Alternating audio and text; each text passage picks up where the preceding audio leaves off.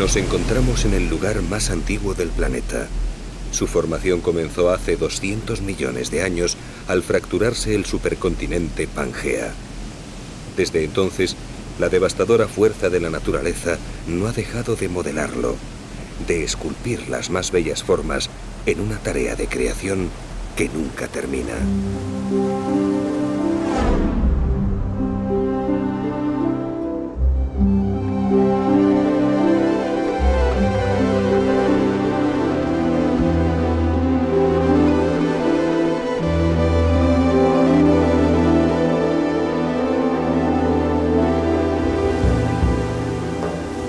Aquí se encuentra la selva virgen más extensa e intacta del mundo, en el llamado Macizo Guayanés, al sur de Venezuela, lindando con el Brasil.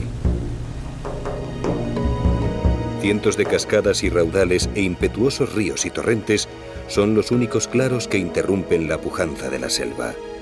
Hieren su denso manto verde en forma de serpientes que descienden de los tocones sagrados, los sagrados tepuyes de los indios, la morada de los dioses de la gran sabana venezolana.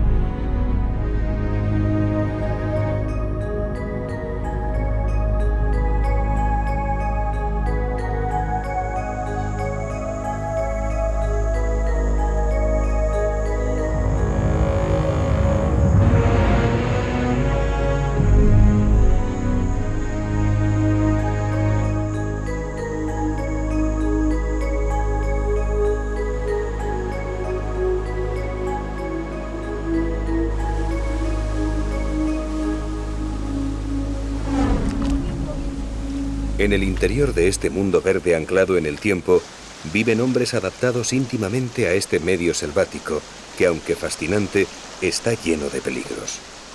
Son unos habitantes más de la jungla que conviven y respetan las infinitas formas de vida de su entorno. Su cultura es milenaria, casi tanto como el paisaje donde se desarrolla.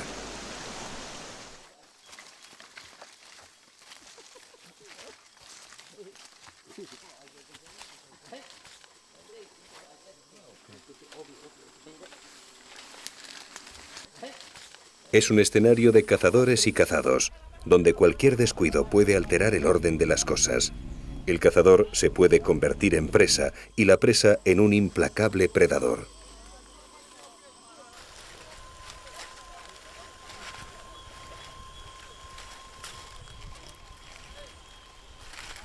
Pero el rey siempre es el tigre, el jaguar que siempre acecha con su tenebrosa mirada.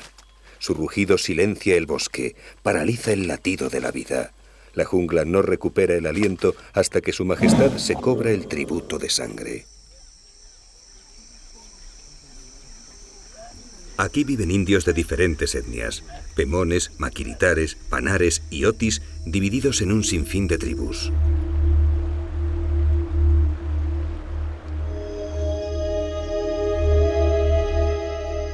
Todos, y especialmente los pemones, temen y respetan los tepuyes, estas mesetas que parecen cinceladas por seres grandiosos, gigantes del universo, como ellos los describen en su mitología. Sin duda, el tepuy más venerado es el Aullantepuy, la montaña del diablo, en idioma pemón. Creen que allí arriba moran entes extraordinarios, monstruos malignos y serpientes de 3 cabezas. En una de sus paredes se encuentra el Carepacupay Merú, también conocido como Salto Ángel, que es absoluto tabú para los indígenas.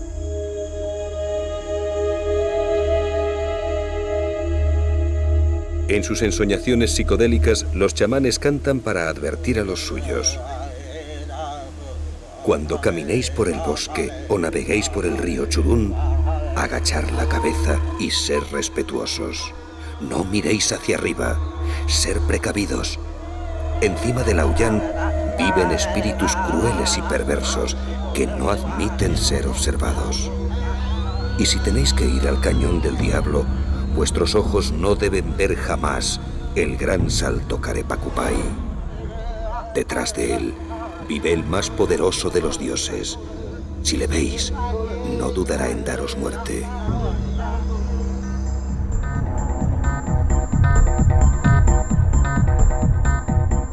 No es necesario creer en los mitos indígenas para que este escenario natural ejerza su influencia en nosotros. El Auyán es uno de los más bellos tepuyes de Venezuela, una colosal formación rocosa que se eleva dramáticamente sobre la maraña vegetal de la selva en paredes verticales de más de 1000 metros de altura. El agua de los ríos Churún y Carrao es roja, y en los raudales se vuelve multicolor por efecto de la espuma. Esta pigmentación se debe a la gran cantidad de tanino que arrastran. El poder desinfectante de esta sustancia hace que el agua encarnada y transparente sea potable.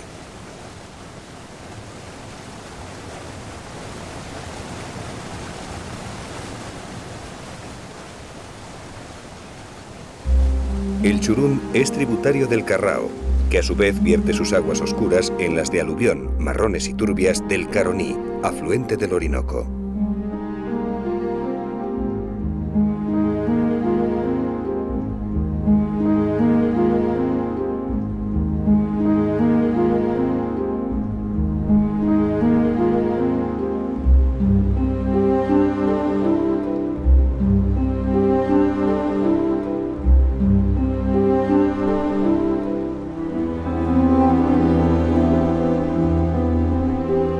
Son ríos de difícil navegación por la cantidad de rápidos y saltos que tienen. En la época seca, de diciembre a junio, el escaso caudal del Churún lo hace innavegable.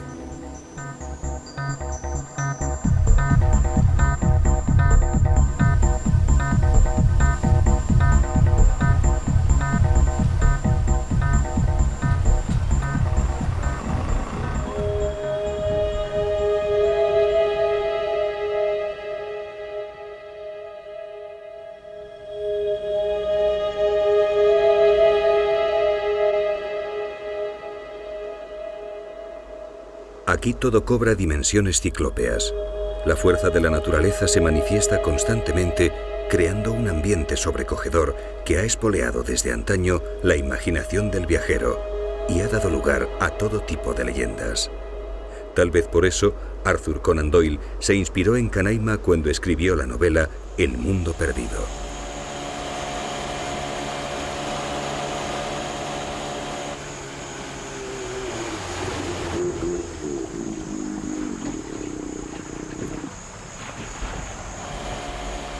Al salir de un cerrado meandro del Churún, el mítico Carepacupay de los Pemones, el Salto Ángel, hace su aparición. Es una visión espectacular, un paisaje único. No es de extrañar que su presencia haya conmovido el ánimo de los primeros viajeros europeos y haya sido desde tiempos inmemoriales la cuna del panteón indígena.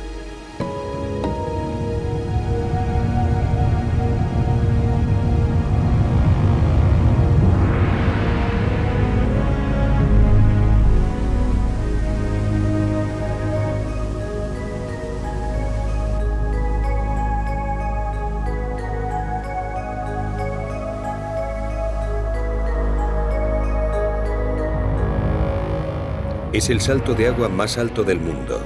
El caudal acumulado por las lluvias en esta parte de la meseta se precipita al vacío desde una altura de 972 metros, casi 1 kilómetro.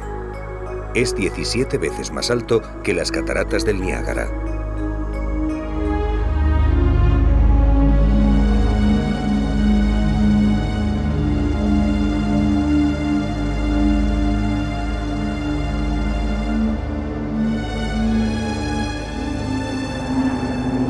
Sobrevolando entre las paredes del Auyán Tepuy, en el Cañón del Diablo, no nos extraña que Arthur Conan Doyle soñase con dinosaurios que habitaban este mundo perdido.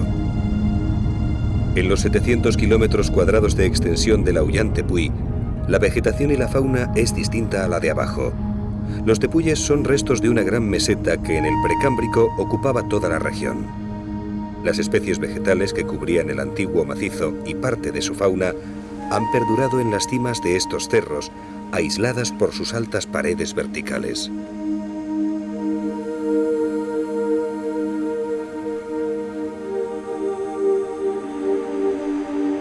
Tras recorrer 1 kilómetro, el agua llega al suelo en forma de lluvia, creando una atmósfera fantasmal que confiere al salto un aspecto etéreo e irreal. En su base, al amanecer, el reflejo de los primeros rayos del sol provoca un arco iris que aumenta, si cabe, la imagen imponente del Carepacupay de los indios.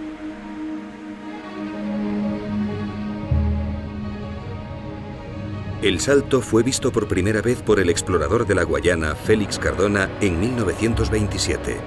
10 años después, el piloto estadounidense Jimmy Ángel aterrizó en la cima del Auyán. Buscaban una mina de oro, pero la avioneta se hundió en una zona pantanosa y tuvieron que bajar andando. Tras 15 días de dura lucha por la supervivencia, llegaron extenuados al poblado de Urullén. Desde entonces, el Carepacupay es conocido como el Salto Ángel. ¿Encontró Jimmy Ángel el oro del Auyán? Hay quien afirma que sí, y que un socio suyo, el letón Alexander Leimel, lo guardó en secreto. Este misterioso personaje dedicó su vida al Auyán Tepuy, incluso llegó a vivir en su cima. ¿Qué vio este cartógrafo excéntrico en el Auyán Tepuy? Leimel murió hace unos años sin desvelar sus secretos, pero a los que le conocimos nos habló de mutantes, de seres de otro mundo que habitaban el Auyán, la montaña sagrada de los Pemones. Ahora volábamos hacia el sur, al poblado Maquiritare de Canaracuni, el único claro en la selva en un recorrido de unos 800 kilómetros.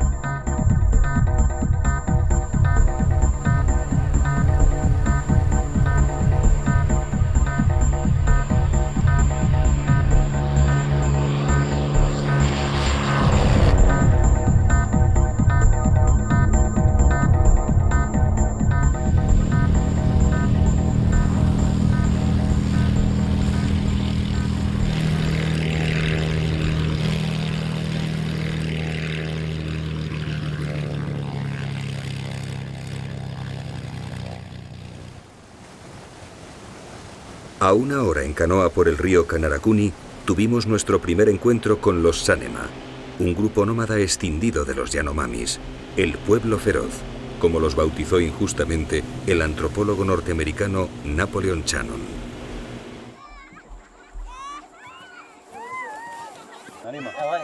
Chamán, tú chamán.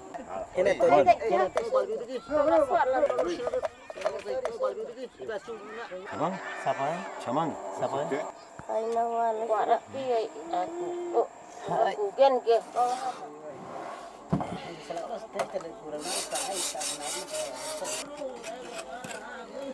Aunque son del mismo tronco Yanomami, su separación lingüística tuvo lugar hace muchos años, mucho antes de que el francés se separase del español.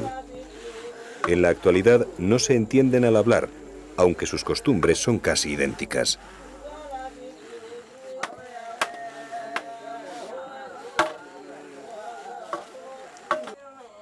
Los Sanema abandonan sus poblados cuando la caza se retira. Se trasladan a una zona lejana donde puedan capturar con más facilidad sus presas favoritas, los dantos o tapires y los vaquiros, una especie de cerdo salvaje más pequeño que el jabalí.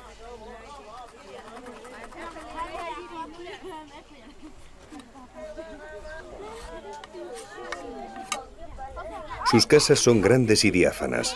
Sobre las paredes hechas de palos y a veces de barro, colocan una cubierta de hojas de palma. El hogar preside el recinto. Uno de los extremos es utilizado como almacén de alimentos y de los escasos utensilios que poseen.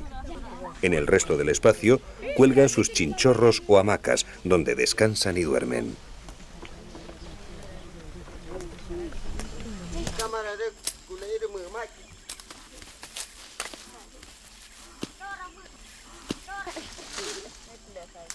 Aunque cazadores, también realizan algunos cultivos, fundamentalmente de plátanos y mandioca, que junto a las proteínas que obtienen de la caza y la pesca, complementan su dieta alimenticia.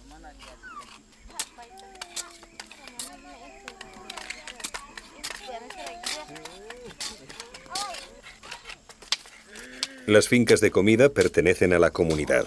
Las mujeres son las encargadas de cultivar y recolectar las cosechas. La mandioca es un arbusto de la familia de las euforbiáceas de 1 a 2 metros de alto que desarrolla unas raíces muy grandes en forma de tubérculos carnosos. Son de gran poder alimenticio por la cantidad de almidón que contienen.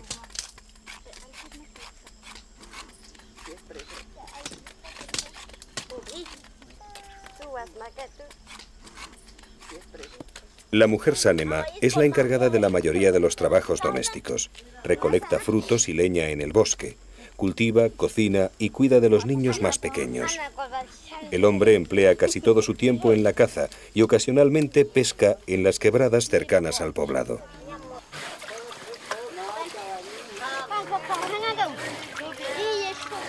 Una vez extraídas, las raíces de mandioca se lavan y se rayan frotándolas contra estos rayos de finas puntas metálicas.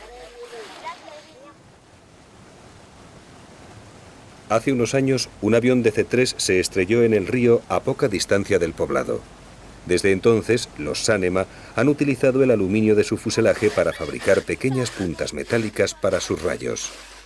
En ocasiones, sus vecinos yecuanas, como también se llama a los maquiritare, llegan hasta aquí en sus canoas para comerciar con los Sánema. Cambian barreños de plástico, machetes, rayos, sal y tela roja por pieles, carne ahumada y pescado seco.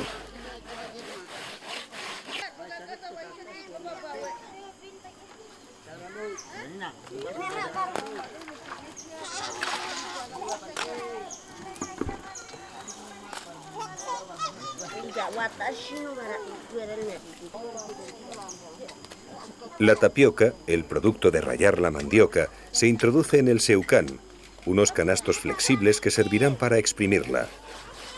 La confección de los seucán, también llamados tinquis, es una labor reservada a los hombres mayores que realizan meticulosamente su trabajo porque poseen el don de la paciencia.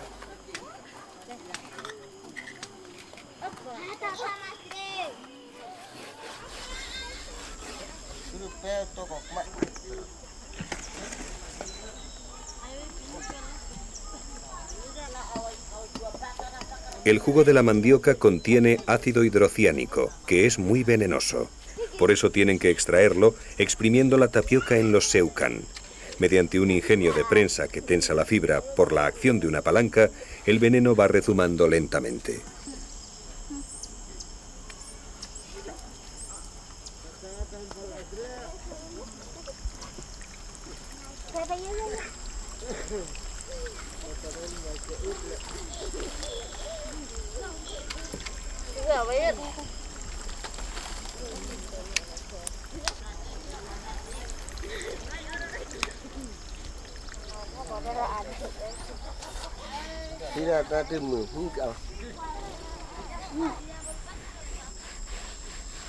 Son adictos al tabaco. Lo mismo hombres que mujeres adquieren un aspecto brutal al acoplarse una gruesa mascada de tabaco entre el labio inferior y la encía.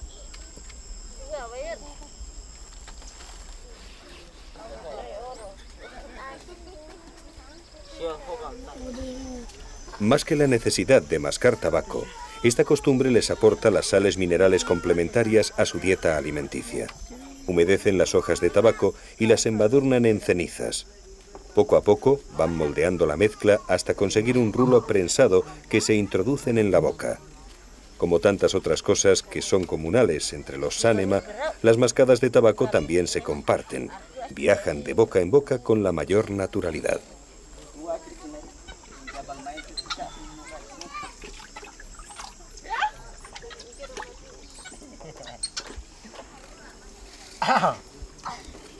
Esta es la carencia que tienen de sal, que a veces, y sobre todo las mujeres embarazadas, practican la geofagia. Comen tierra. Excavan las vetas salobres de las orillas del río e ingieren puñados de tierra.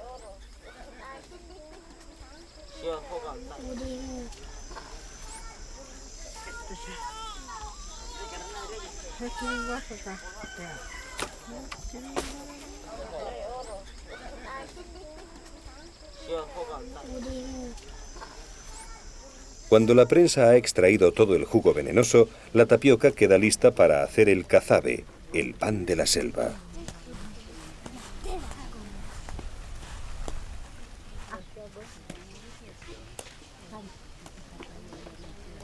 La tapioca la pueden cocer y luego envolver en hojas de bananera o tostarla encima de una chapa metálica para hacer las tortas de cazabe.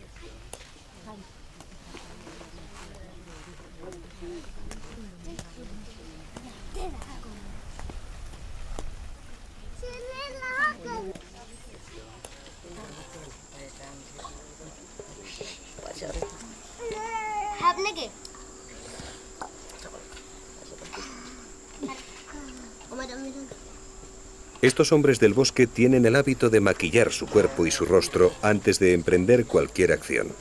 Sobre todo utilizan el rojo de la semilla del onoto y el negro que obtienen de los tizones del hogar.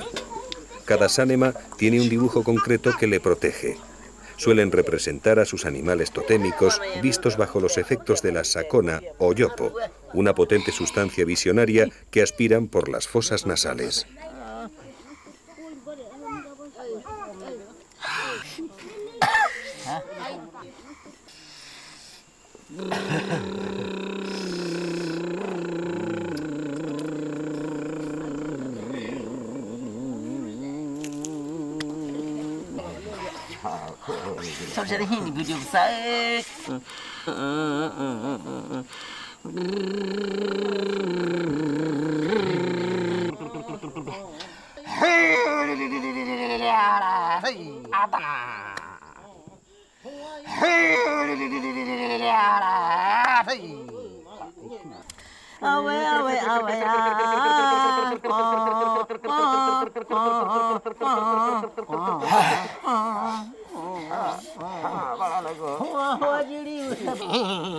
Los efectos de la sakona son casi inmediatos. Ahora, la simbiosis con la dimensión mágica de la jungla es absoluta. Desde su atalaya psicodélica pueden ver a los espíritus de la selva sin ser vulnerables a su influencia y encontrarse con su moresby, una parte del alma del sánema que mora en un animal determinado del bosque, convirtiéndolo en su protector.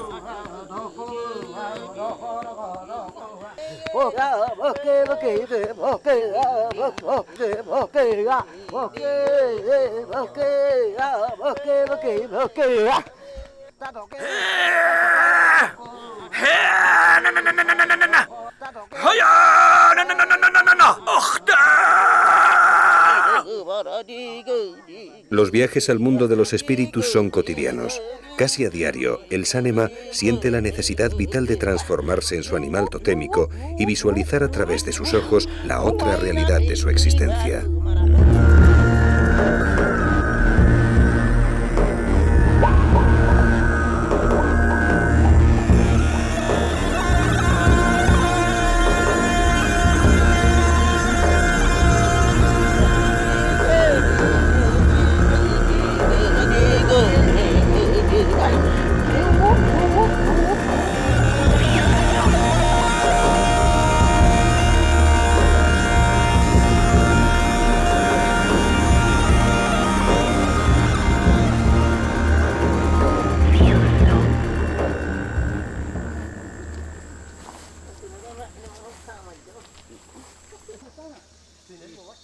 Bajo la protección de sus pinturas rituales, las partidas de caza se adentran en la espesura de la selva primigenia más antigua del mundo.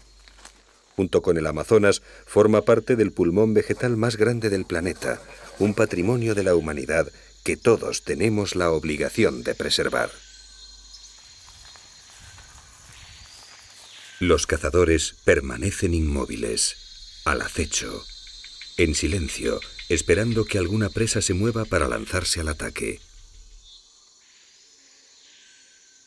Al poco tiempo, la jungla comienza a sonar. Los animales recobran la confianza sin percibir la presencia de una inteligencia superior que interpreta cada ruido que provocan al instante. El hombre está cazando, y hasta el propio rey jaguar busca cobijo en la penumbra de la selva y se doblega abrumado ante la esencia humana.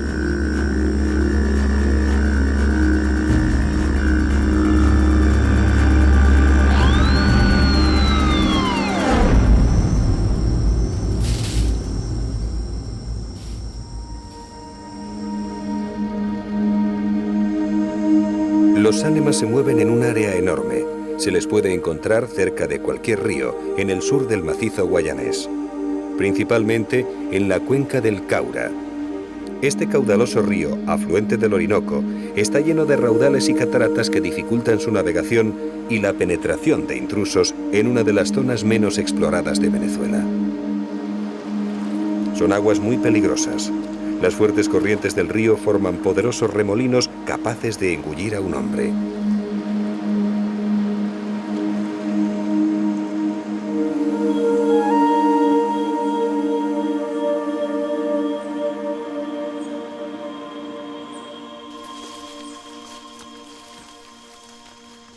La noche también es aprovechada por las partidas de caza. Es cuando la selva se vuelve más peligrosa. La mayoría de los depredadores cazan en la oscuridad, incluida la terrible mapanare, una de las serpientes más venenosas del mundo. Su picadura siempre es mortal.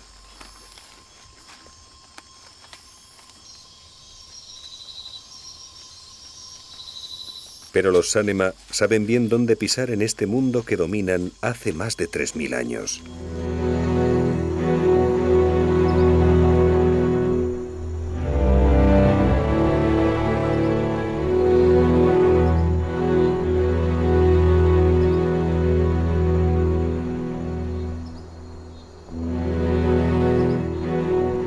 Amanece en Kanarakuni. La niebla se eleva y el tepuy de Sarisariñama aparece majestuoso.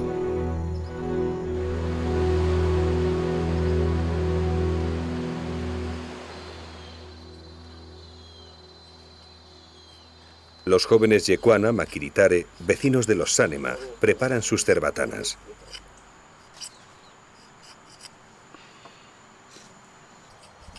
Hacen astillas con el tallo de las hojas de palmeras secas y las cepillan en forma de palillos finos y puntiagudos de unos 15 centímetros de longitud.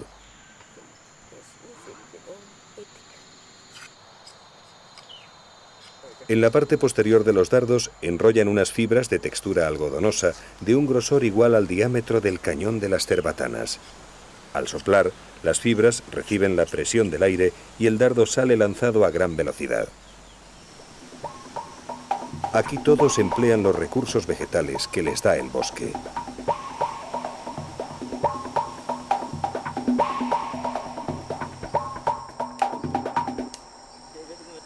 Antes de emprender la cacería, deben envenenar los pequeños dardos, que por sí solos no matarían a ninguna presa.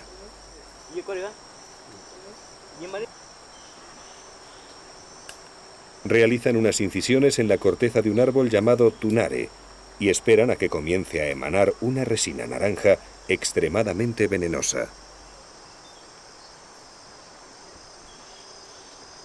Luego impregnan las afiladas puntas de sus dardos en el viscoso veneno, convirtiéndolos en la más eficaz de las armas. Tan solo una leve herida con la punta de uno de estos letales dardos podría acabar con la vida de un hombre.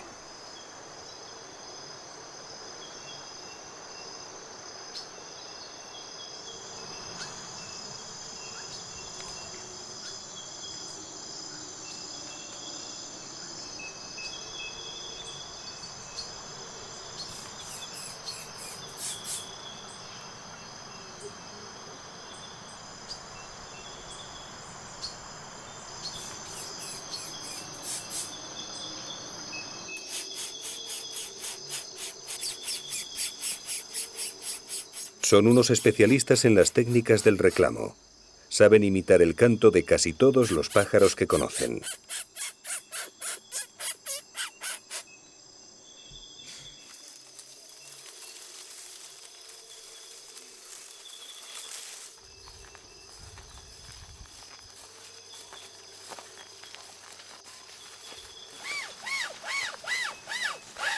Cazan todo tipo de aves. Para el Yekuana, todo aquello que vuela es comestible. Los más apreciados son los tucanes y los guacamayos, de los que aseguran que su lengua es un auténtico manjar.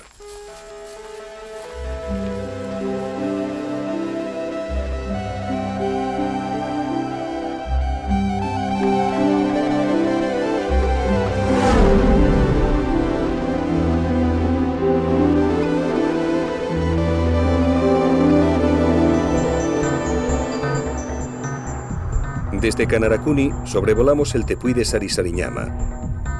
Arriba la vegetación es tan exuberante como abajo, pero este tepuy encierra un fenómeno extraordinario. Aquí se encuentran la cima de hundimiento más voluminosa del mundo y la cuarta en profundidad absoluta.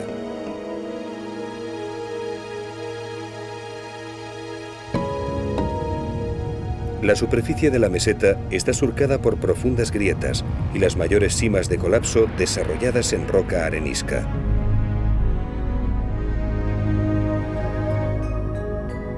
La más grande tiene 352 metros de boca por 350 metros de profundidad vertical, y 502 metros de diámetro en el fondo.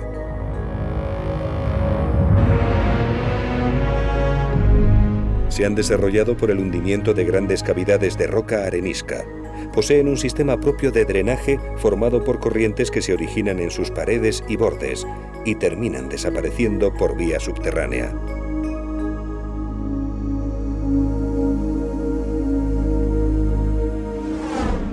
Cerca de Sarisariñama, la unión del Canaracuni y el Merebari forma el río Caura.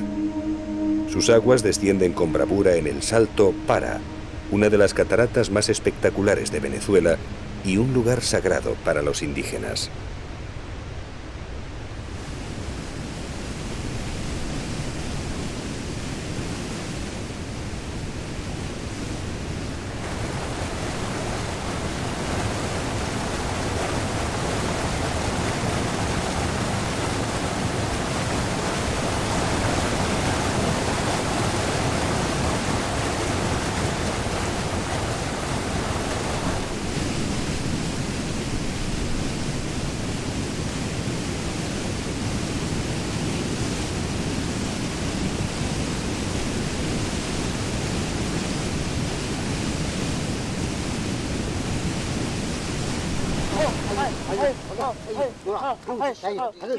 Al poblado Sánema han llegado unos parientes del río Itucu.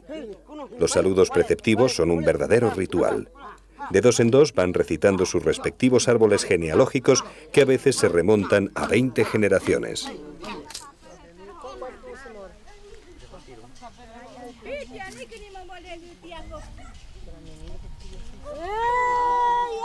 Mientras, la vida cotidiana sigue su lento transcurrir. Los Sánema trabajan lo mínimo necesario para comer y sentirse cómodos en el poblado. Pasan mucho tiempo ociosos o entregados a entretenimientos sencillos, casi infantiles.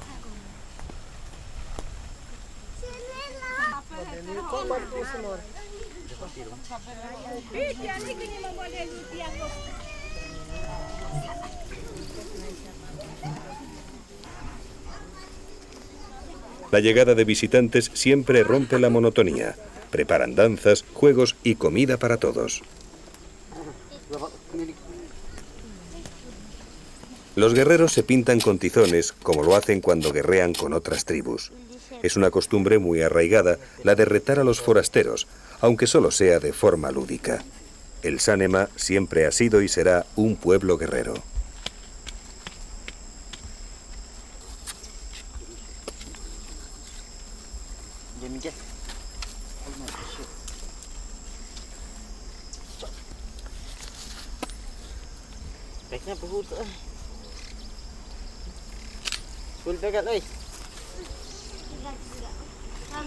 Los visitantes entran en el poblado con sus arcos armados. Allí otros guerreros les esperan.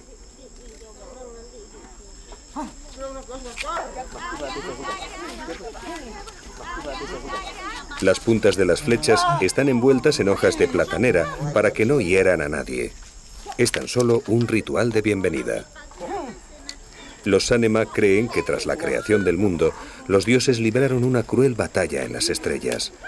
De las gotas de sangre que cayeron en la tierra, mezcladas con el polvo, nacieron los hombres. Por eso se consideran surgidos de la violencia, lo que podría explicar la importancia que tiene en ellos la guerra y las confrontaciones bélicas.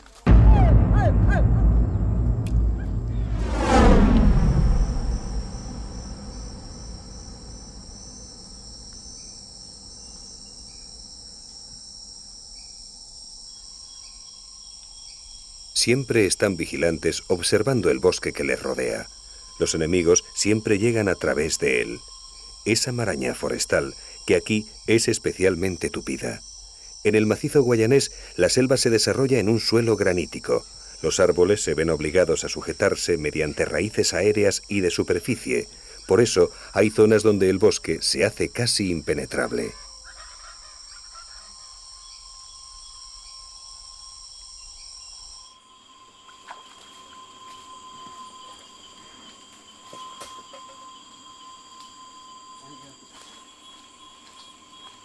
Los chamanes son los personajes más respetados. Se ocupan de ordenar las conductas sociales de la comunidad, de atender el culto a los espíritus y de curar las enfermedades. Conocen la farmacopea de la selva y saben elaborar medicinas y potentes venenos.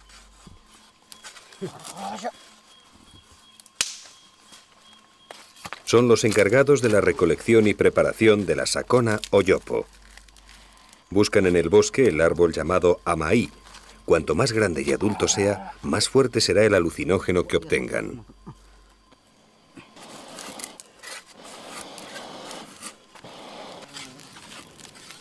Primero tienen que hacer fuego, algo que no es tan fácil en el interior del bosque, porque el ambiente es extremadamente húmedo y la madera, aunque no esté verde, se encuentra totalmente empapada.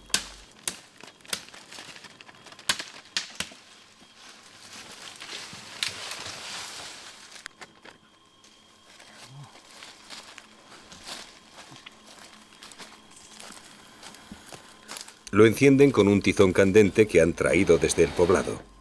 Aunque a veces consiguen fósforos de los yecuanas, siempre mantienen un fuego encendido en el pueblo. Cuando alguien quiere encender otro fuego, lo hace cogiendo algunas brasas. Así ha sido desde el principio de los tiempos. El fuego nunca se apagaba. Siempre había alguien elegido por el chamán que tenía la suprema misión de mantenerlo vivo. Incluso había guerras por el fuego. Cuando un grupo se quedaba sin él, atacaba a otro para robarle las brasas.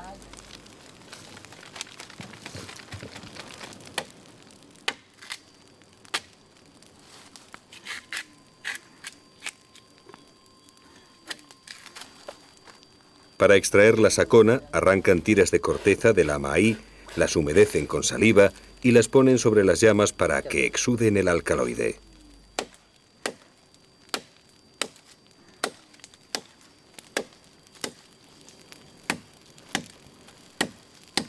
La sabiduría de los chamanes está provocando una nueva invasión de la selva. Primero fueron los buscadores de caucho y luego los de oro. Ahora, los laboratorios farmacéuticos se han lanzado a la búsqueda de los conocimientos botánicos de los chamanes. Son menos violentos, no organizan matanzas de indios como los anteriores, pero su presencia y los objetos occidentales que llevan para negociar con ellos desequilibra la cultura de estas comunidades indígenas. Son una nueva peste que se suma a las anteriores.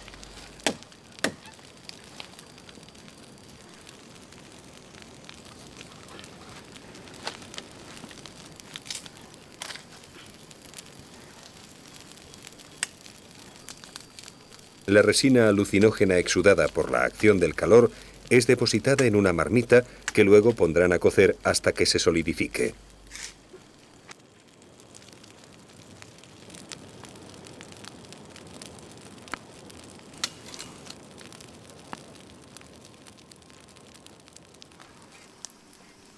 La sacona se puede clasificar dentro del grupo de fármacos indólicos enteogénicos. Solo es utilizada de forma litúrgica, como sucede en otras sociedades con el peyote, la ayahuasca, el cactus San Pedro o en Centroáfrica con la iboga.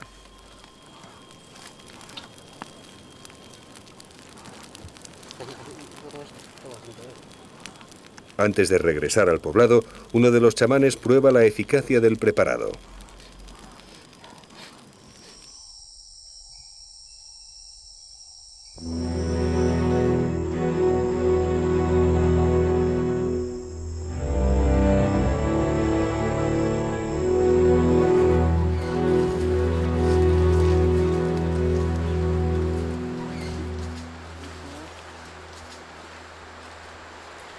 Con motivo de la visita, algunos hombres han salido a pescar.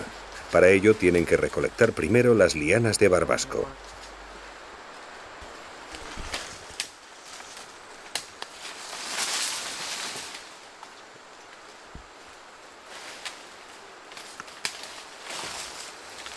Una vez más, ponen en marcha los vastos conocimientos que tienen de su medio.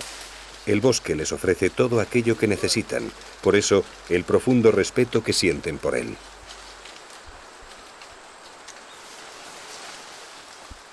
Aquí dentro viven los espíritus de sus antepasados junto a otros que son propios de la selva. Cada árbol, cada planta, cada ser viviente es la morada de un espíritu. Por eso, cada vez que cortan un árbol o extraen algo del bosque, los chamanes tienen que solicitar permiso a sus deidades.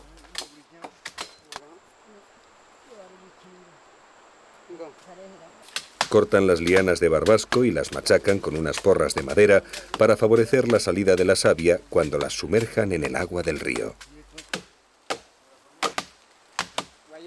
Estas comunidades son autosuficientes.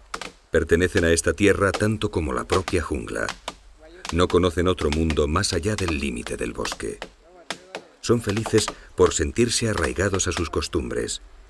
Pero todavía hay iluminados que llegan hasta aquí para hablarles de los dioses verdaderos de Occidente, para negarles su cultura, para sumirlos en la confusión y en la amargura.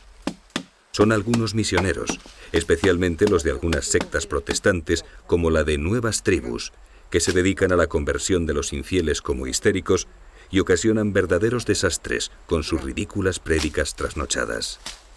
Hemos conocido indios llenos de hongos porque un día pasaron unos misioneros por su comunidad y se avergonzaron de su desnudez. Los vistieron con camisetas de deportes, pero ni les enseñaron a lavar la ropa ni les dieron jabón. Hoy no son indios desnudos, sino indios harapientos y llenos de parásitos.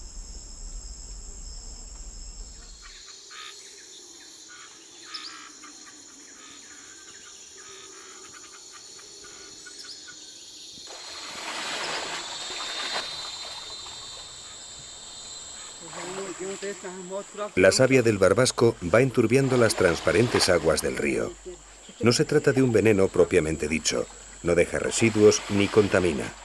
El barbasco absorbe el oxígeno del agua, por eso los peces se ven obligados a salir a la superficie para respirar. Es entonces cuando los atrapan sin dificultad.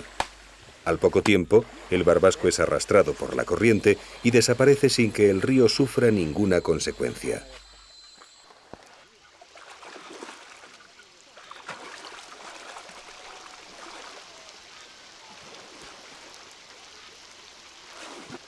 Hoy no parece ser un buen día de pesca.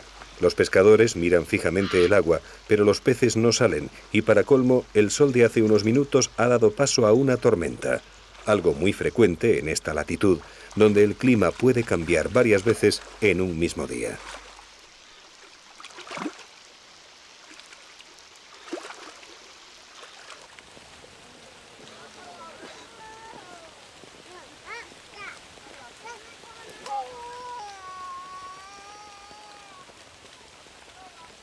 En los poblados Sánema siempre hay un techado comunal donde tiene lugar la mayor parte de la vida social del grupo. Por las mañanas, las mujeres Sánema tienen la costumbre de reunirse aquí para pintarse el rostro y el cuerpo con dibujos clánicos o esotéricos.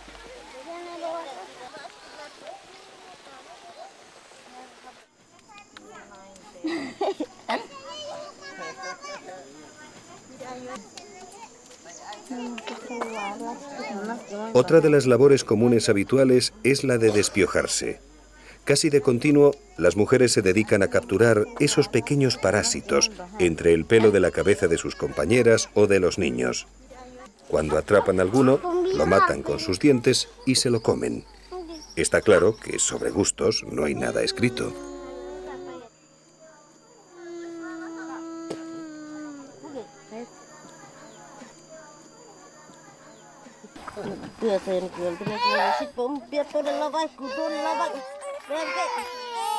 A modo de colirio, el jugo de esta liana calma la irritación de los ojos del niño.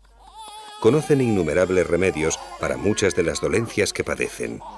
Pero la enfermedad aquí tiene una trascendencia religiosa por residir su etiología en la magia y los hechizos. Por tanto, aparte de las recetas de pócimas y ungüentos que aplican a los enfermos, los chamanes deben trasladarse al otro lado, al país de los espíritus, para recibir sus consejos. Ellos son los únicos capaces de deshacer los embrujos.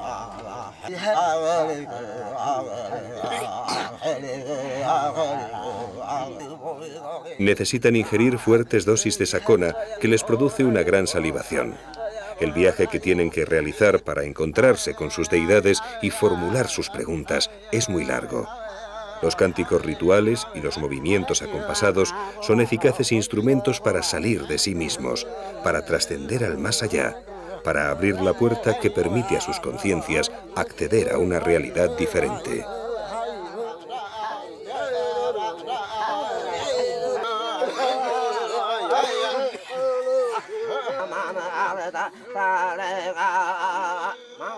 En este caso tratan de curar a un niño que sufre dolores de tripa. Su madre cree que un chamán de otro poblado cercano le ha mandado este mal por encargo de un hombre que la pretendía y fue despreciado por ella.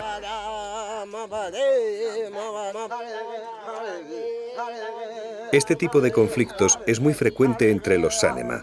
El problema es que hay menos mujeres que hombres y eso ocasiona constantes disputas. Son frecuentes los raptos y las consecuentes reyertas entre tribus y poblados.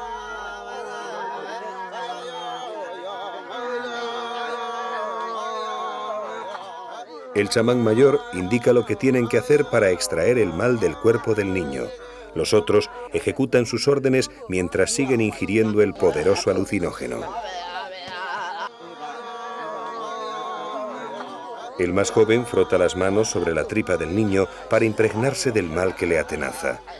Luego se dirige al exterior del techado y lo expulsa hacia la selva. Seguramente el niño se curará con las hierbas que más tarde le suministrarán, pero la madre necesita este rito catártico para sentirse liberada del conjuro.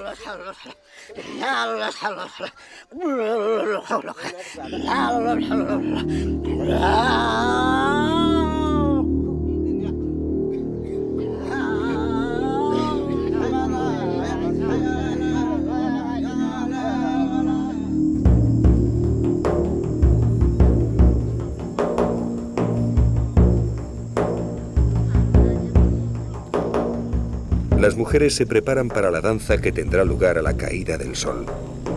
Confeccionan unas faldas con hojas de platanera, separando los nervios y cortándolas por la mitad.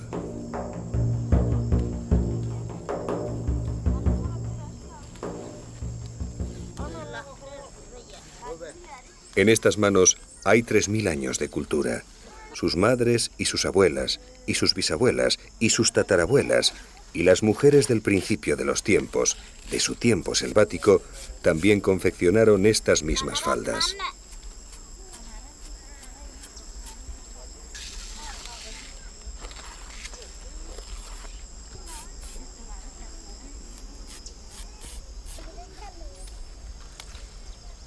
Es un mundo que se acaba. Como tantas otras culturas del Amazonas, será aniquilada de una u otra forma, y con ella se perderá la sabiduría de los bosques, como también se perderán los propios bosques, con sus secretos farmacéuticos que podrían haber ofrecido soluciones a las terribles enfermedades que amenazan hoy en día a la humanidad. Mientras tanto, los cuerpos de las mujeres Sanema seguirán luciendo el plumón ceremonial o las fibras algodonosas, las mismas que utilizan en las fiestas de defunción, donde adquieren las cualidades que tenían sus parientes muertos al ingerir sus cenizas mezcladas con una papilla de plátano.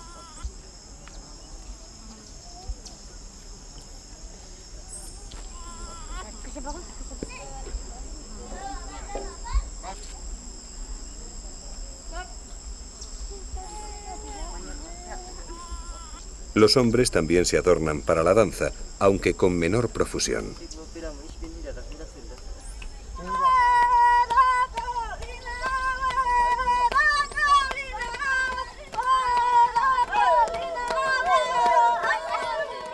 Lo cierto es que nuestros amigos del bosque no brillan mucho como bailarines. Sus danzas son escuetas y monótonas, pero ponen de manifiesto una vez más el carácter risueño y jocoso que poseen. Aquí termina nuestro fascinante viaje por el macizo guayanés en Venezuela y a través del tiempo con los indios Sanema. Quizás ahora aquellos que nos hayan seguido sientan la misma necesidad que nosotros de proteger este mundo único que puede desaparecer para siempre.